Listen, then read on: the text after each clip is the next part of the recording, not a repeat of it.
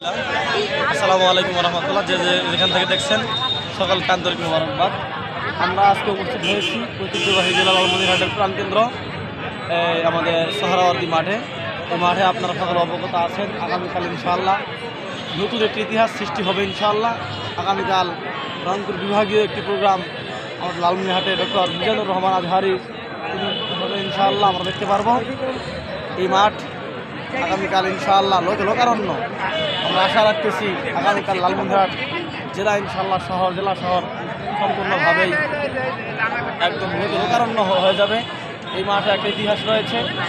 গত 2001 সালে কিংবা 2 সালে এই মাঠে বাংলাদেশের জননন্দিত ওয়াইস যিনি ছিলেন শহীদ আল্লামা দিলদার হোসেন সাইদ রহিমাহুল্লাহ, তিনি 2001 অথবা 2-এ এই মাঠে এসেছিলেন। এরপরে দীর্ঘ সময় পার হওয়ার পরে আবারও ইনশাআল্লাহ আগামীকাল এই মাঠ নতুন একটা ইতিহাস সৃষ্টি হবে ডক্টর মিজানুর রহমান আজহারি হুজুরের শুভাগমন উপলক্ষে। যেখান থেকে দেখছেন আপনাদেরকে সকলকেই এই মাঠে আহ্বান করছি আগামীকালকে সমাবেশ সফল করার লক্ষ্যে।